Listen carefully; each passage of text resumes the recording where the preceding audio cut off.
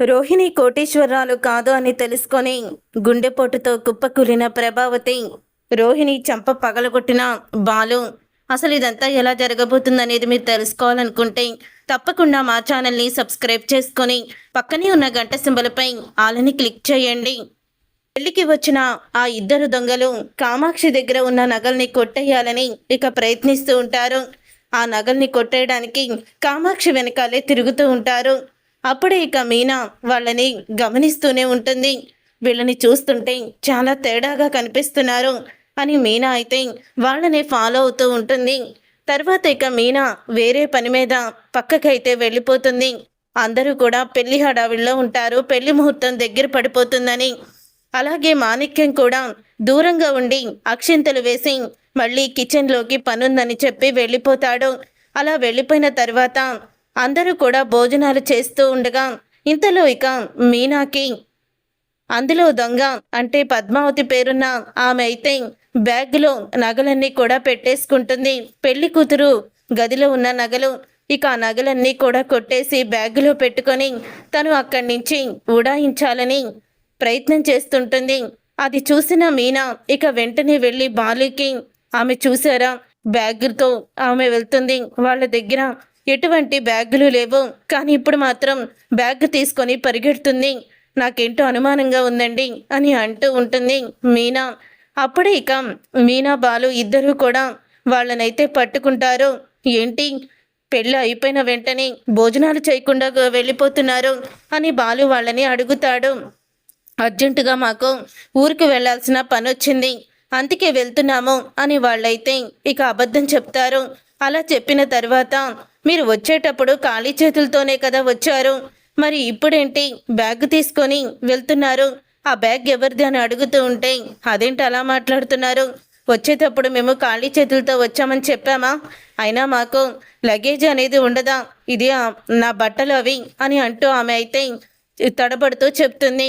నీ తడబాటు, నీ బెత్తరితనం, అలాగే కంగారు పడ్డం ఇవన్నీ చూస్తుంటే మాకు అనుమానంగా ఉంది, ఆ బ్యాగ్లో ఏముందో ఇవ్వు అని బ్యాగ్ ఇవ్వు చూస్తాను అని మీనా బ్యాగ్ లాక్కోబోతుంది. అప్పుడు ఇక ఆమె అయితే బ్యాగ్ అస్సలు కూడా ఇవ్వదు, తను వెనక్కి లాగేస్తుంది. అప్పుడే మీనా బ్యాగ్ ఇస్తావా లేదా అని అంటూ ఇక లాక్కుంటూ ఉంటుంది.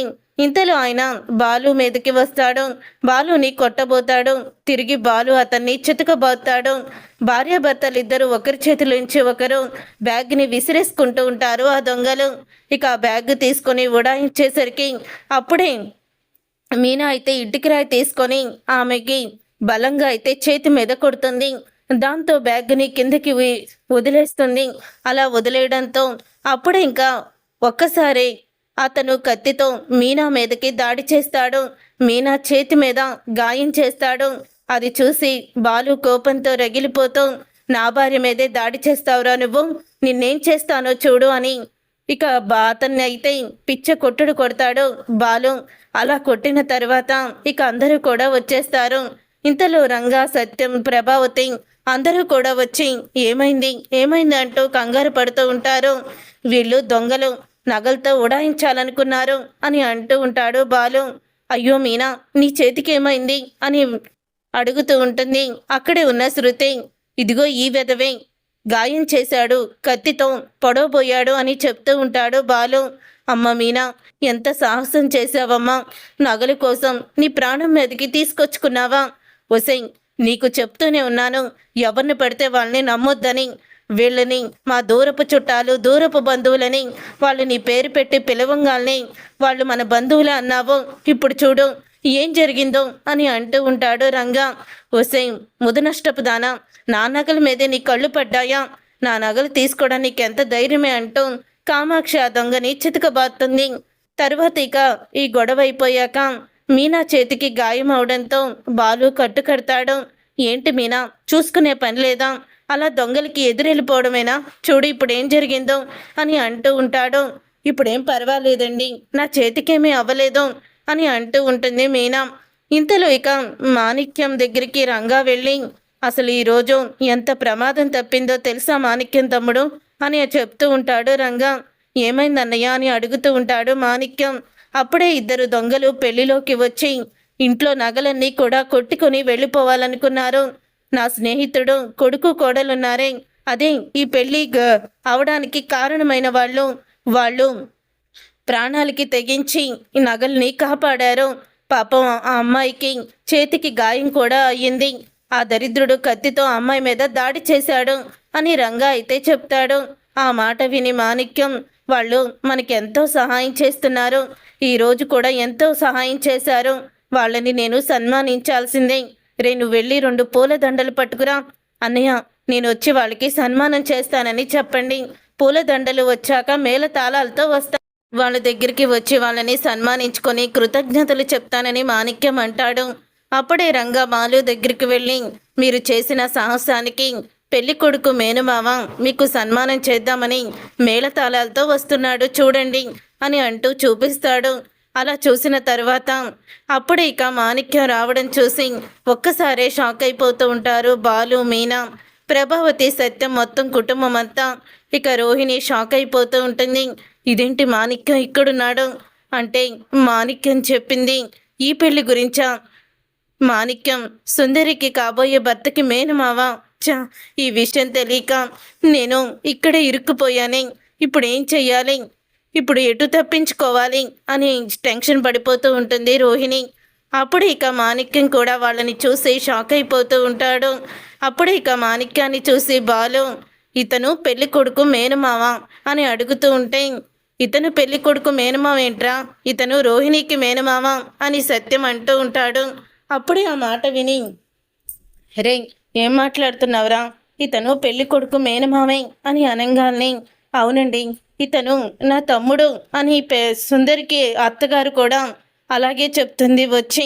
అలా చెప్పంగానే, ఏంటండి ఇదంతా, మీరు రోహిణికి మేనమావ కదా, ఏంటమ్మా రోహిణి అక్కడే ఉండిపోయావేంటి, ఇటు మీ మేనమావ అని కాదంటున్నారు అని అడుగుతూ ఉంటే, ఏ రోహిణి ఇతను నీ మేనమావ కదా, ఏంటండి మౌనంగా ఉన్నారు, సమాధానం చెప్పండి అని అడుగుతూ ఉంటుంది ప్రభావతి. అప్పుడే మాణిక్యం ఇక ప్రభావతి దగ్గరికి వెళ్ళి దండం పెట్టి, నన్ను క్షమించండి, నేను రోహిణికి మేనమావని కాదు, రోహిణి, విద్య ఇద్దరు నా చేత తన మేనమావగా నటించమన్నారు. మలేషియా అసలు ఎక్కడుంటుందో కూడా నాకు తెలీదు. రోహిణి వాళ్ళ నాన్న తన చిన్నప్పుడే చనిపోయాడు. రోహిణి ముందులో నాకు సినిమా ఛాన్స్ ఇప్పిస్తానని ఈ నాటకం ఆడమంది. తర్వాత మళ్ళీ నా కాపురం కూలిపోతుంది అని చెప్పి నా చేత ఈ నాటకం ఆడించింది అని నిజాన్ని బయట పెడతాడు. ఏంట్రా నువ్వు మాట్లాడేది తమ్ముడు, ఎప్పుడూ కూడా అబద్ధాలు చెప్పడం కానీ ఒకళ్ళని మోసం చేయడం కానీ నీకు రాదు కదా, అంటే నీ చేత ఇన్నిన్ని అబద్ధాలు చెప్పించిందా ఈ రోహిణి అని అంటూ ఉంటుంది వాళ్ళక్క. ఏమ్మా, నీ కాపురాన్ని నిలబెట్టుకోవడానికి నువ్వు నీ కుటుంబాన్ని మోసం చేయడానికి నా తమ్ముడే దొరికాడా? ఏనాడు కూడా అబద్ధం చెప్పనివాడు నీ గురించి ఇన్ని నాటకాలు వేశాడా? నువ్వు అసలు ఆడదానివేనా? నిన్ను ఎవరమ్మా ఇంటి కోడలుగా చేసుకుంది? అయినా పెళ్లి చేసేటప్పుడు ప్రేమించుకున్నారని నా కొడుకు గురించి అన్ని ఎంక్వైరీలు చేశారు, ఆ అమ్మాయి గురించి మేము అన్ని ఎంక్వైరీలు చేశాము, వాళ్ళ కుటుంబం ఏంటి, ఎలా ఉంటుంది, వాళ్ళ పద్ధతులు ఏంటి అని. కానీ మీరు ఒక అమ్మాయిని కోడలుగా చేసుకునేటప్పుడు ముందు వెనకాల ఇవేమీ పట్టించుకోకుండా ఇంటి కోడలుగా ఎలా చేసుకున్నారు అని అంటూ ఉంటే, నేను చెప్తాను, ఆ అమ్మాయి నాకు మలేషియాలో మా నాన్నున్నాడు, ఎన్ని కంపెనీలు ఉంటాయో మాకే తెలీదు, నేను కోటీశ్వరాల్ని, నేను ఒక్కగానొక్క కూతుర్ని అని చెప్పేసరికి మా అమ్మ పెళ్ళికి ఒప్పేసుకుంది.